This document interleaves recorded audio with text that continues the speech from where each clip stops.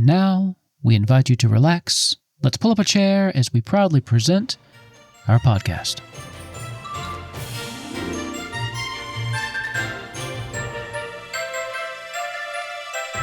Hey everybody, welcome to the first episode of Be Our Quest. I'm Wolfkinz. I'm here with my lovely wife. Bleu. There you go. Bleu, short for Bleumerald, right? And this is a Disney / Lorcana podcast / probably whatever tangent we get down the rabbit hole on. So just going to introduce ourselves pretty quick, I guess. Wolfkinz. I have done podcasts before. I've done Highwind Herald with my brother, which is a Final Fantasy podcast, and currently I'm streaming a lot of TTRPGs over on YouTube. And Bleumerald has put up with all that.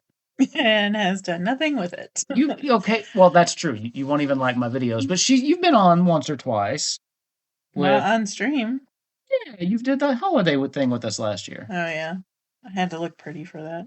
You did have to look pretty. In fact, this is so much nicer because I can be in my PJs and nobody will know what I look like. Well, I mean, I think you look beautiful all the time anyway, but one of the... What's up with you and the selfless plug? Introducing us. Hi. Yeah, go watch my other stuff. Anyway, one of the ways I was able to talk her into doing this was agreeing to make it an audio podcast so that she would not be able to be on camera. I don't know why, because my wife is very lovely. Why? Because I'm at home and I don't want to wear pants. You think I wear pants when I stream? Yes. Well, I mean, they're jogging pants. It doesn't matter.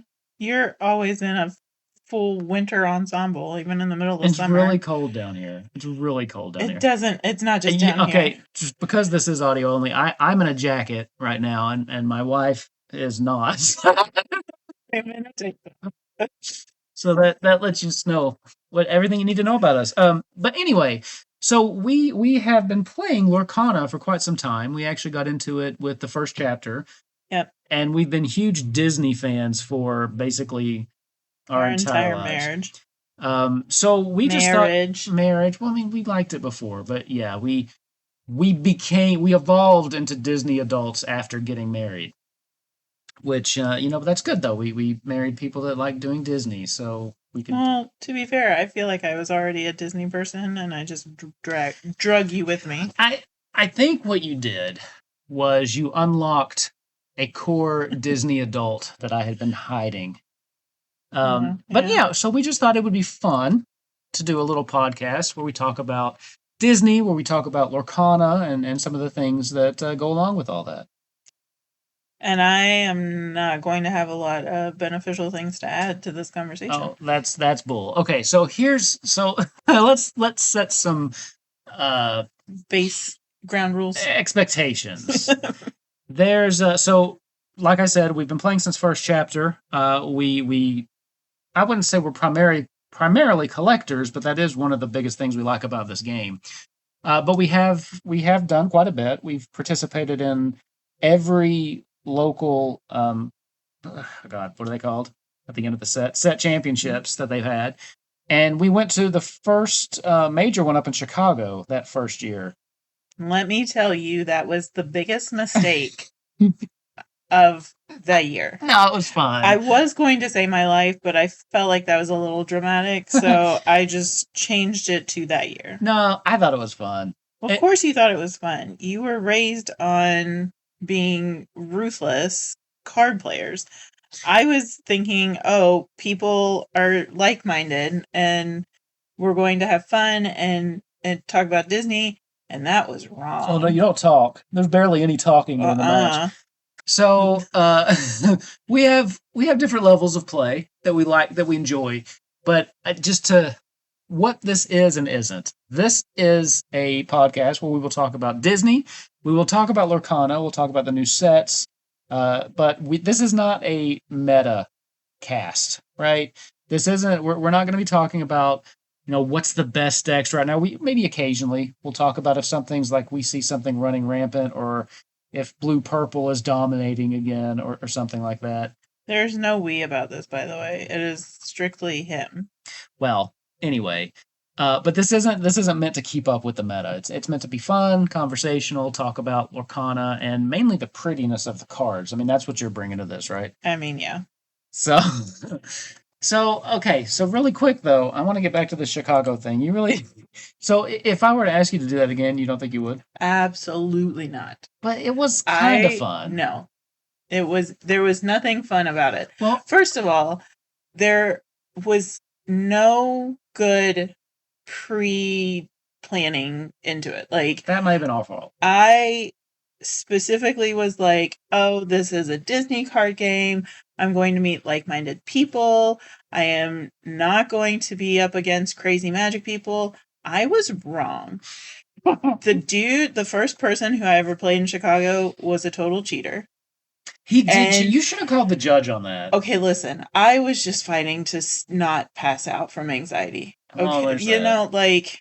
Yeah, you told me afterwards what he was doing, and you totally should have called a judge. I should have, but the past is in the past. You have to deal with cheaters every day.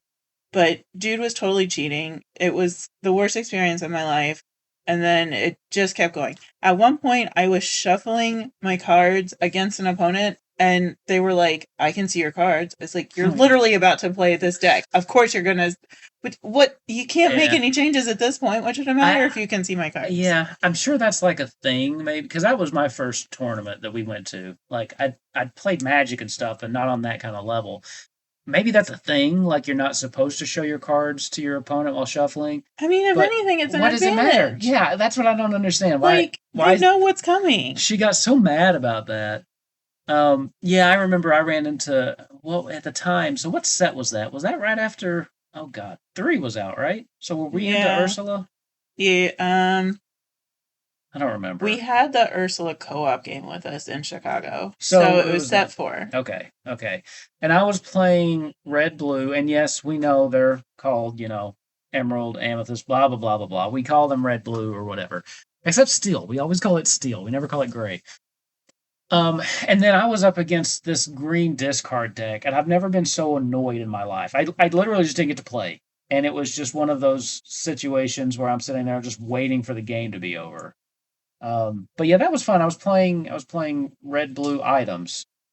That was one of the hot things back then with my Ariel. Remember her, the Ariel that quests for 5 if you have more items. Yeah, and Lucky Dime. Oh, Lucky Dime! I was so sad when Lucky Dime transitioned out. For those of you who don't know, Lucky Dime, you could basically tap it for 2 or exert it. Sorry, that's my magic coming out, and you could just get lore equal to the lore of one of your characters, which basically made my Ariel quest for 10. It was beautiful. Yeah, and I was playing my Barney deck, which is Amethyst, Emerald, Purple, Green. Because Barney's purple green, just in case, And that's a family thing, so that's why it's called Barney. But it was card draw and discard, forcing the other person to discard stuff. So like they could attack, but then they'd have to discard, and like it was. Anyways, I thought I was doing great, and I was basically like a toddler going into a master painting class. That's not true. You true. were really close on some of those games. Some of those games you were really close. No. Here was the problem that we both had is I think that we underestimated what we were getting ourselves into. We didn't play test those decks nearly enough. And we just, like, our group was pretty casual, and it was just like being thrown into the lion's den. It was scary. It was the worst. There was some fun to it. We got a whole day where someone else was watching the kid. Sure. We have a child, and at that time... 4? Yeah, she was 3 or 4. So it was nice to have a little break. However, by the end of the second game, I was like, I want to just go hang out with this 4-year-old because I will have more fun than I did. We did get some deep dish pizza after that. That was nice. Sure. that was good times. All right, so maybe no more challenge events. Now, we've talked to some of the people in our local league who go as just participants, or no, not participants. They go as spectators, so you can like attend it, or maybe just as an attendee without playing the main event. And that I think would be a lot more maybe our speed. Yeah. Because I do like being around the, just all the people and those side events that you could get into and win some stuff. That's always fun. The promos. Yeah, I like the promos. I don't like the people. Love our promo. Well, yeah, crowds bother you. Crowds bother me. That's welcome to being an introvert. Yeah. With an anxiety disorder. Yeah. Yeah. Let's just put it all out there for everybody. See, I never viewed myself as an extrovert until we met, and now I realize that I am the extrovert in the relationship, and it's weird. 100%. It's weird. 110% you are. Well, I mean, like you said, look at all the stuff I was doing, and just plugging myself at the top of this. So yeah, I've become more extroverted, just I guess to mirror you. Yeah, I don't think it needed to be mirrored. Anyway, well, come on. If one of us didn't, then we'd just be sitting at home by ourselves playing Lorcana with nobody else. I mean, I'd probably just be sitting at home reading if you want the honest truth of the matter. That's true. You were resistant to try Lorcana. I was. Like, hardcore resistant. Like, yep. I told her, hey, there's this new card game coming out. Nope. It's Disney. And she said, yeah, what was it? Nope. No, well, yeah, there was some other choice words that were thrown in there besides just nope. But I don't want to do that. That doesn't sound fun. And then, so I don't remember. It came out on my birthday, I think, when it started hitting local stores. So I remember driving around, and when it first came out, first chapter was almost impossible to find. Yeah. Which is being mirrored right now with Attack on the Vine. We'll talk about that in a minute. But I think I ended up at 6, 7 stores until I finally was able to just get 2 starter sets. Yep.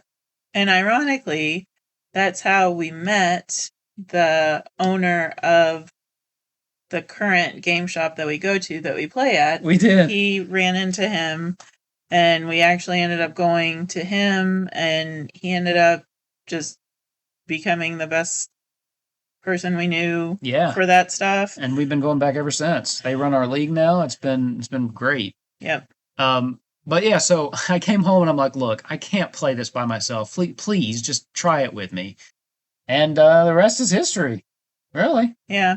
He also said that about Magic. Wow. And that was an epic bust on his part. So Magic is a much more complicated game. Yep. We know this now. And Magic wasn't your thing. Nope. We tried it once, one game, and then she just wouldn't play again. But Lorcana was simpler. It was. With all of the mechanics except for support, you seemed to get them right away. That's not true. Oh, what else? Even to this day, I still can't figure out that the shield attacks the circle and the circle attacks the shield. I just think if it's the same numbers, the numbers blow my mind. Yeah. And then, of course, I blow other people's minds, because if you attack me... Oh, the dice. And I put a dice on my card, I don't put the dice for the hit that you attacked me with. I put how much health they still have left.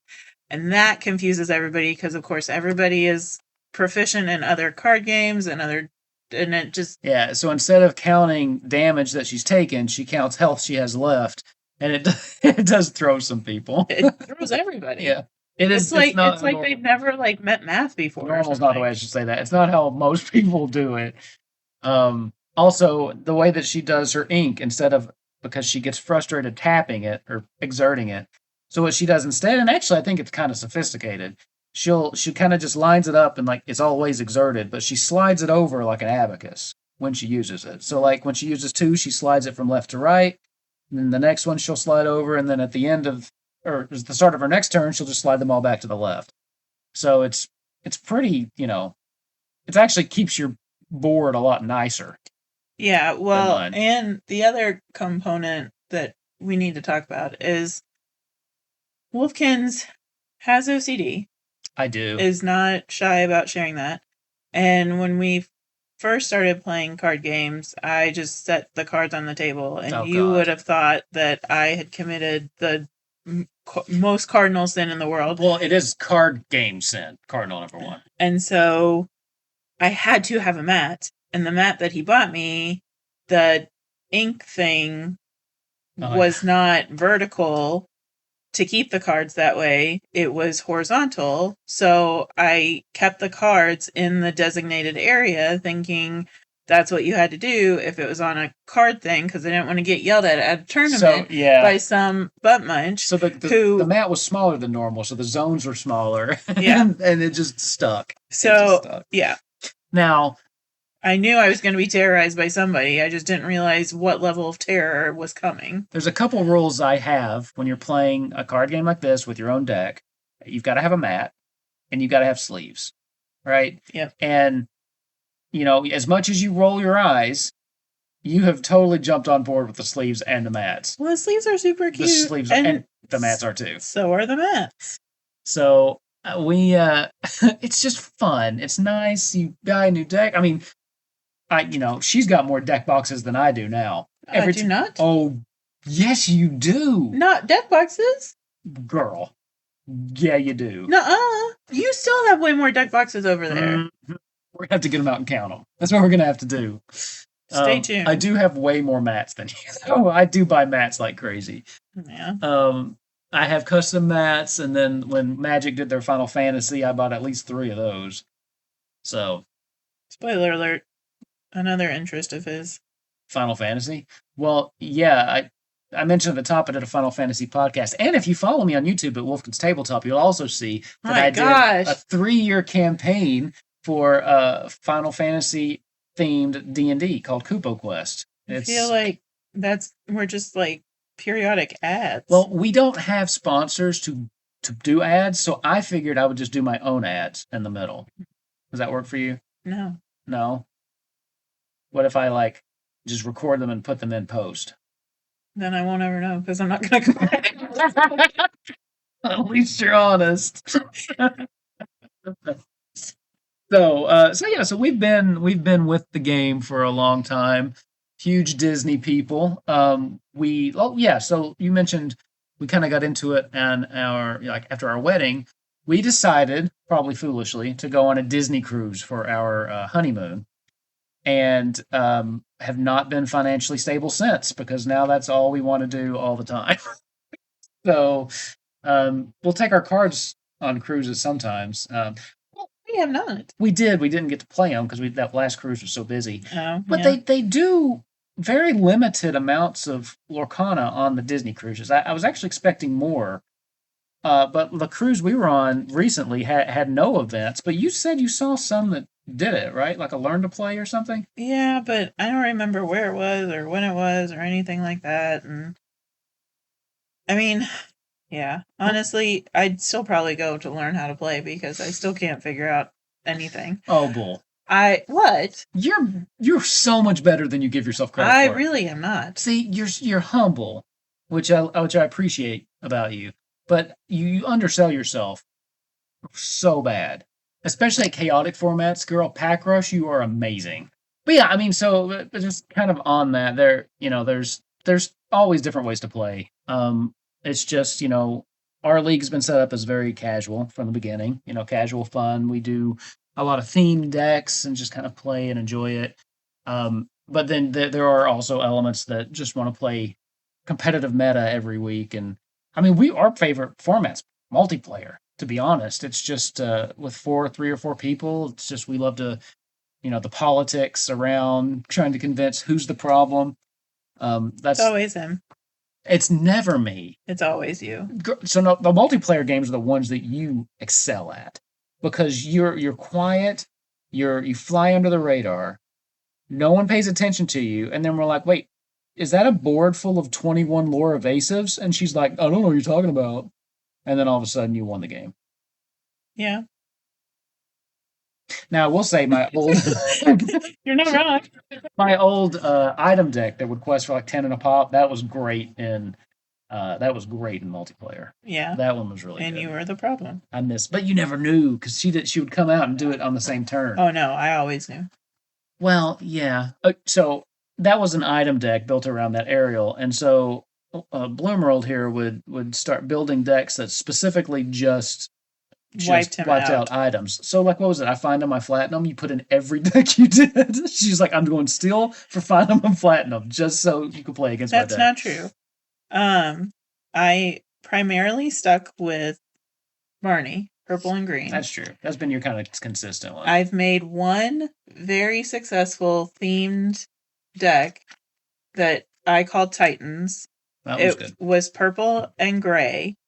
That did have I find them, I flatten them. But it also had the other Titans, like the tornado, the lava, the cyclops, all that stuff, and they played off each other very well. And that deck worked very well in multiplayer too. Now, with that being said, all of those cards rotated out, and I suck at building decks because I either pick a theme and I'm like, I have to stick with it, or I am like, these are just pretty cards and I want them to play together. Well, I mean, and that's how we play. It's kind of how our league works for the most part. But at the same time, so yeah, the Titans was great, but it was a little slow. So 1-on-1 it wasn't as good, but in multiplayer it really shined because those games tend to last a little bit longer. You can afford to take a few turns to set things up because everybody else is kind of fighting it out. But now for deck building, I've been helping, and then there's always the internet. But the internet is not super successful in helping because there's not one of those like sites out there that's like, I want to use like these two cards together, and how can I build a deck to make sure that these two cards shine? Sure. Yeah, I mean, the internet helps you build like what are the meta decks is normally what we reference before we go into a set championship. But yeah, I mean, if you're like, ooh, I like these pretty cards, what could help support those? You just kind of have to sit down and study it, or just start throwing stuff together and see what works. Now, I will say, I guess transitioning to this newest set, there's some obvious synergy that they're pushing. And I mean, it's also the new set right after rotation, so I think we're going to see a lot of new decks come out of this. One of which I know that you're pretty excited about is the honey deck. Yeah. So, and for those of you that don't know, there's one new card. It's a Christopher Robin dual ink, right? Purple and blue. Purple and blue that lets you use any character that is a type honey, HUNNY, of course. Any character with that designation, regardless of their ink color. So for the first time, I mean, you have to have a core purple-blue deck, but then you can have any of those honey characters, and there's at least one in each color, right? Yeah. And it just happens to all be Winnie the Pooh, which is your favorite. Yes. So, and see, that one I think it's kind of like my old broom deck. It kind of builds itself. You got to pick some outline cards or whatever, but for the most part, it tells you what cards you want to be looking for. How are we doing on that? I haven't started. We haven't started building that yet? No. We know we're missing some key cards, though, right? We are. I don't know what they are because I haven't looked at it. But, like, for example, and I will say, I don't know why I said for example, but the last set also, before this, whatever it was called, the Toy Story one, I feel like there was... Wilds Unknown, right? Yes, Wilds Unknown. I feel like there was a lot of synergy in the cards that they released with that one as well, because they really wanted more people to focus on playing cards off of each other. Yeah. Which and making it a little more obvious, too. Yes. And I think that that's very helpful, especially for stupid people like me who can't figure out how to build a deck. Would you just leave me alone? Would you stop talking bad about yourself? Never. Well, then that's my answer. Anyways. But in the past, like, I wanted to build like a Beauty and the Beast deck. Yeah. And I wanted to stick to the theme as much as possible. And I felt like I really had to stretch the items and the actions for the Beauty and the Beast thing with the earlier cards, as opposed to recently, where Ravensburger is basically like, here's the themes, you figure out the synergy, or here's the starter deck, you figure out how to make it better. Yeah, so I mean that's a good point. So the way that I've always kind of approached the theme deck, so I stick mainly to the characters, and then the actions I kind of say, whatever, I got to go off book. But especially with these last two, they've kind of made it a little easier because, I mean, Wilds Unknown went all in with Pixar. So that was the first time Pixar came out. So like half of them were themed around toys. So that means the actions and things were themed around toys. So it made it a lot easier to just make a fun theme deck. Although that theme deck for the toys, so I took the starter and kind of updated it, and it's actually pretty good. It's not a bad deck at all. And then Attack of the Vine they just came out with added so much more. That woody buzz shift that they put in, they've just doubled down on the toys, and surprisingly, what is it, Turning Red? A lot of red pandas in this new set. Yeah. Which was interesting because it introduced something new that we hadn't seen before, which was temporary shift. So, and if you're not familiar, shift, you pay a price, you can bring out a character that has shift for cheaper than normal on top of a character that's already in play that has the same name.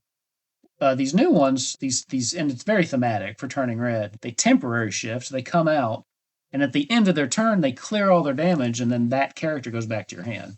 So there's something there. Like I haven't played around with it enough, but there's some deck there that is just waiting to be discovered. Yes. I'm sure someone else discovered it already. Well, sure. I mean, again, these people who spend all of their time on all these little websites never be as good as them.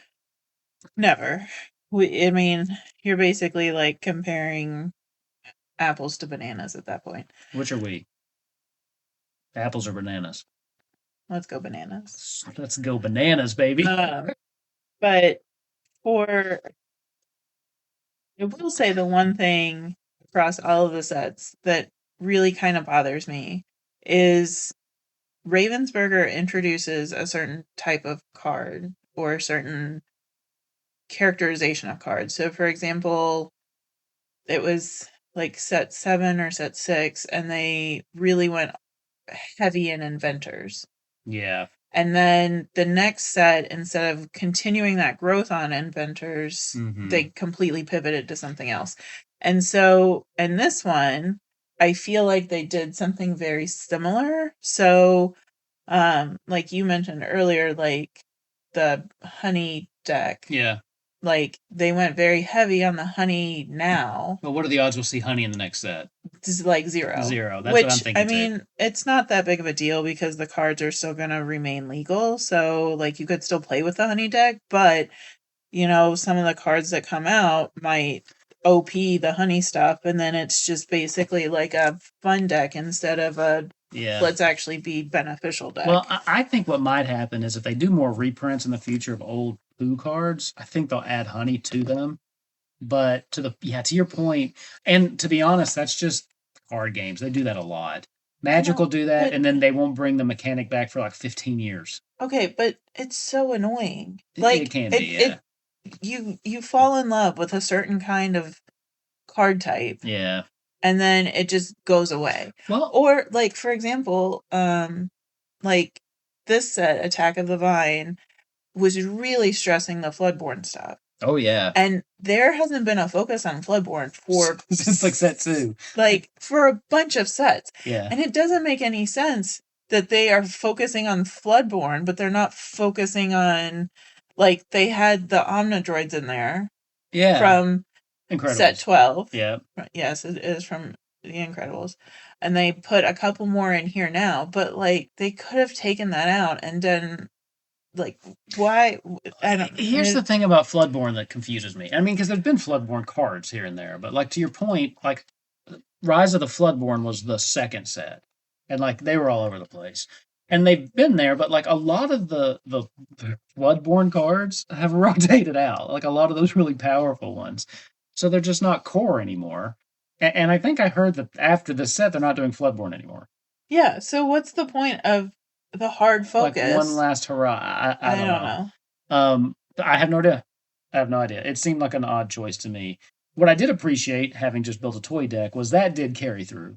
Sure. So there's a lot more. I mean, they still kept a couple toy cards that came out, that buzz, and so they leaned into that still a little bit more. Because to your point, I miss my brooms. Like they just never made those after Ursula. Like they printed all those brooms, and I had a broom deck. It's one of those decks I like so much that even though it's Infinity now, I didn't break it apart. But they just never printed brooms again. It's been 2 years, 3 years, I don't I don't know. know. But after set four, they just never made more brooms. So once that first rotation hit, they weren't core anymore. And I mean, like I said, our league's a little more casual, but we do still typically play core instead of Infinity, right? So I miss my brooms. That was a fun deck. Yeah. I don't know how good it was, but it was fun. I mean, it was one of those quick decks too. It could Like, be pretty quick. because if you got your Mickey and your Yensid out, Yeah. then your brooms popped off, and then nobody could stop you. Mickey, if you could get two of him out, you're basically playing half that deck for free. Yeah.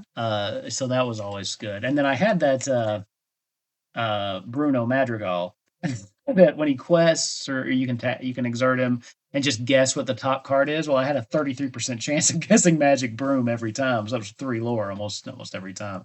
And then I put in the Yzma, which just lets me check the top card. So it was awesome.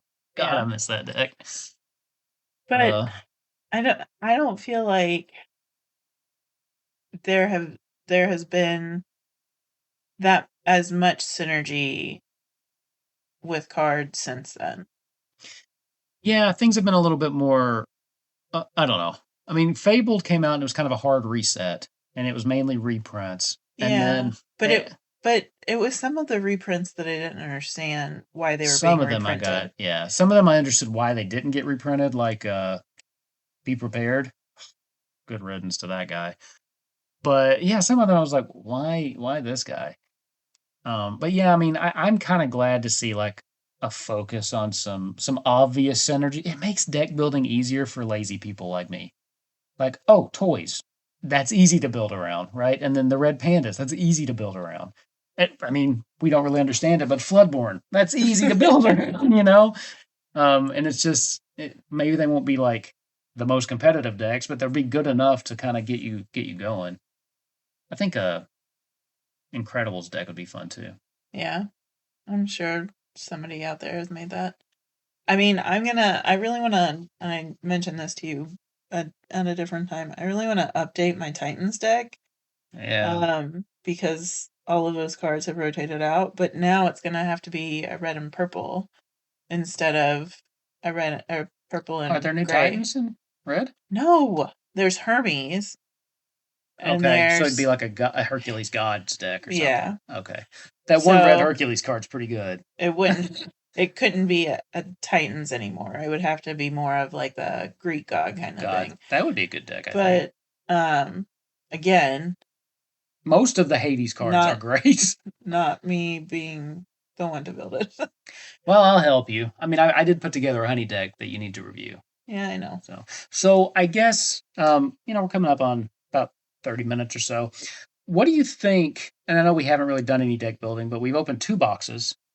We're only missing 4 cards, right? Spoiler alert. Well, we've opened, and we got another one on the way. TCG player's your friend in these trying times, because we're having a lot of trouble finding product locally, which I mentioned we'd talk about in a minute, way back at the start. But I'm getting like first chapter vibes again, because our store didn't have any that they could sell. Like they didn't have any full boxes they could sell. And then we went to another store, in the area, just looking around, and they didn't even have packs. And our store doesn't have packs available right now. And then troves have been very limited. So I just I don't know. What do you think is going on? Like why are we seeing such limited? Did they just miscalculate, or are they doing this on purpose? I don't know, because so I got on TCG Player. Yeah. And there was the person who I bought our box from had 12 copies, or like 12 boxes. So I don't know if about a crate. People are buying crates and then selling them. But I do think that crates should be store only. Like I think Ravensburger needs to lock it down a little bit more and limit how many boxes a store can sell instead of how many crates can a store sell. It's been. I just feel like they've been inconsistent with the product they make available, because there's been sets where our local store, they'd be tripping over it, and towards the end of the set they'd have boxes left over, and we'd buy some boxes, and they always had packs available. And then this set in particular, we did our pre-release, and that was it. Like, they had no product left after that. I think they only got like 2 troves or something, like the allocation, which is wild because the store's been doing more events than ever. So if anything, their allocation should be going up. Yeah. And the fact that I just can't find loose boosters anywhere is crazy. And then when we buy them off TCG Player, but then we're paying more than we should be. Yeah. Really. We have a specific Lorcana fund for this. Just money we set aside. We only use it for Lorcana, and we don't touch it. If we run out of money, we don't get to buy more cards. So yeah, that's how we limit ourselves. Yeah, that's how I feel like is responsible. It is, and we only have big bursts every quarter, right? Yeah. Like, you spend a couple $100, but then you don't really spend too much throughout and you're building it back up. So that's the best way for us to manage it. But yeah, I'm kind of disappointed with how limited it seems the product is. Well, and I know I mentioned this earlier, and I talked to a couple of people at our pre-release thing. But since set 9, when they kind of redid everything and they introduced Ravensburger. Yeah. I guess I need to specify who they is. Ravensburger introduced Iconics and Epics. I feel like the percentage of Enchanteds has rapidly gone down. Oh, yeah.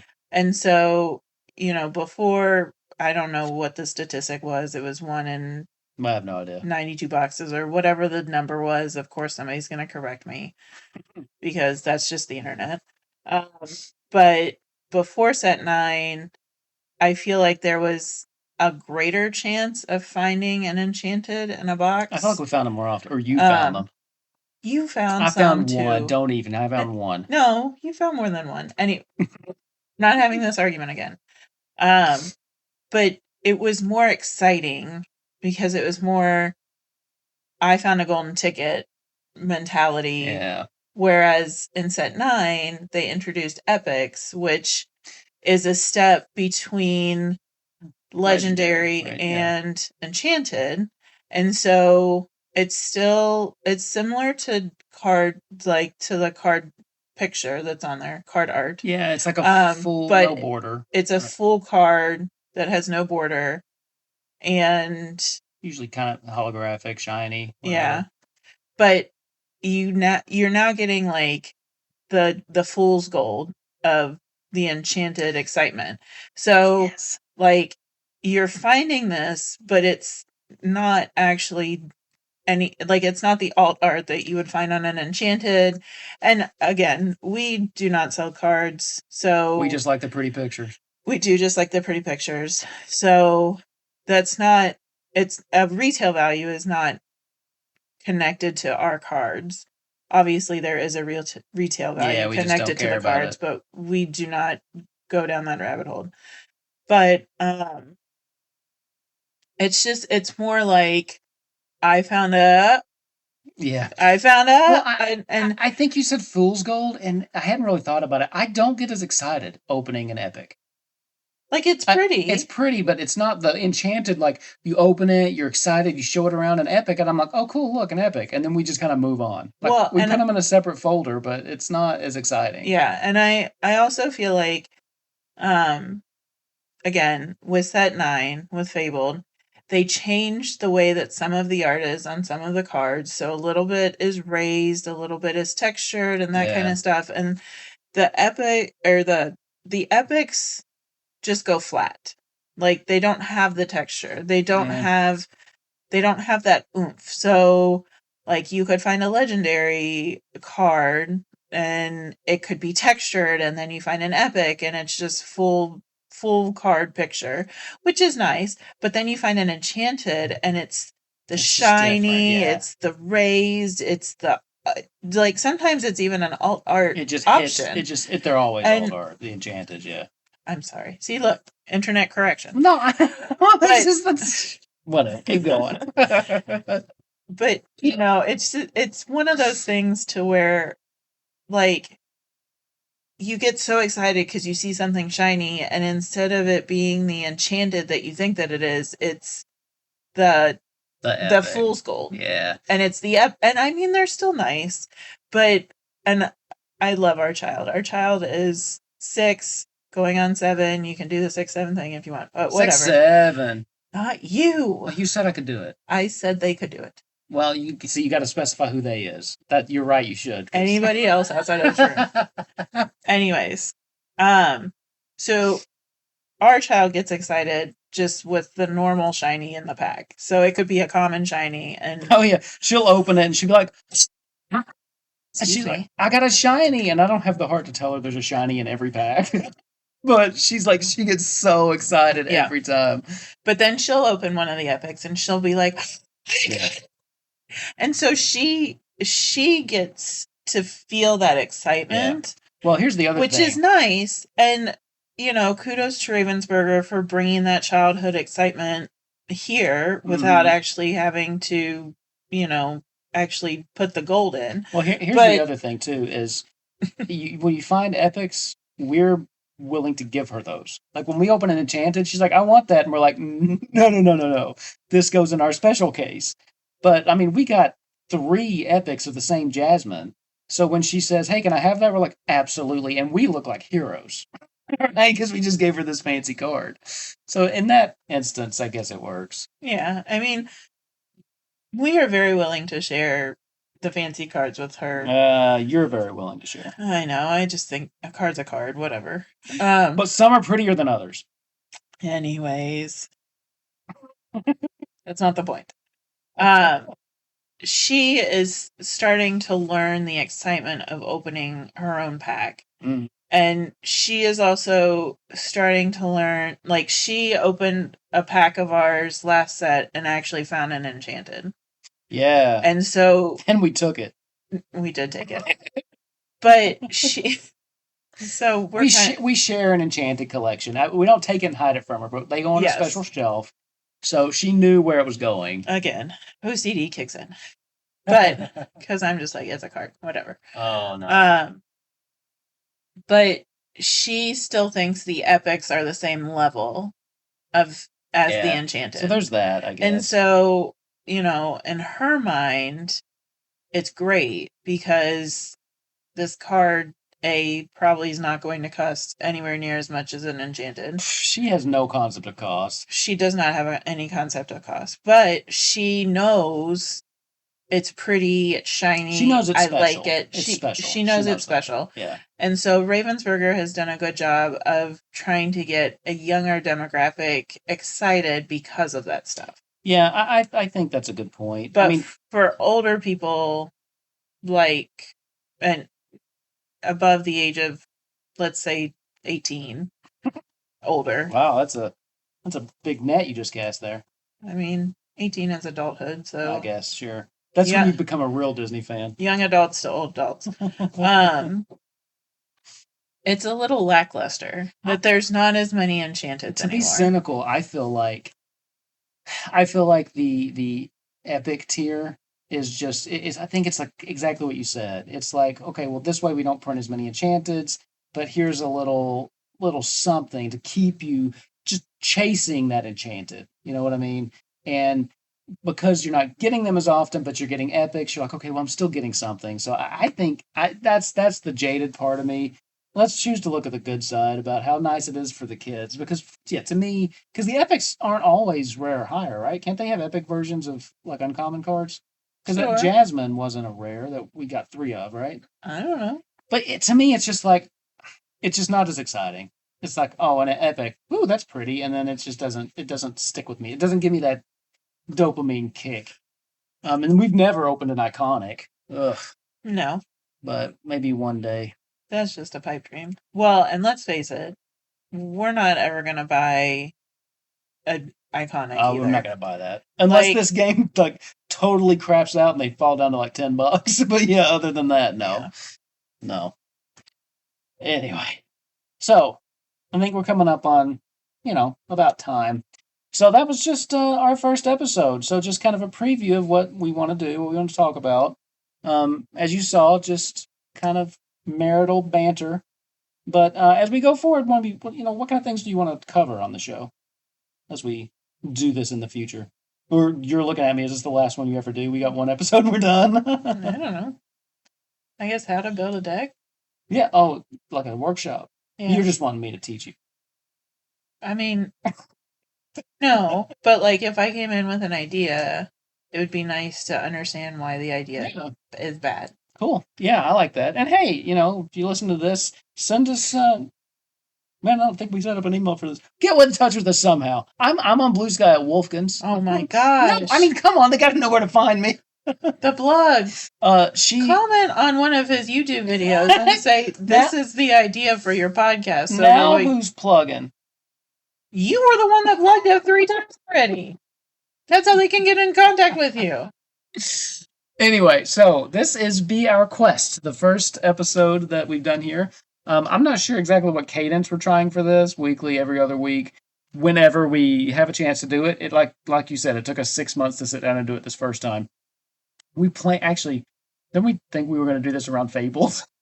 Or no? Was it that long ago? I don't know. Anyway, it's been lovely talking to you, my dear. It's so rare that we get to talk for 45 uninterrupted moments. I was convinced that the little one was going to come down. You know what? No one would have picked up on that if you hadn't commented on it. Somebody would have. Nobody. It's the internet. It would have just gone into the ether and no one would have known. Anyway, I don't have like a formal outro, so anything you want to say before we head out? No. Riveting. This was Be Our Quest. We will see you next time. Thanks for listening.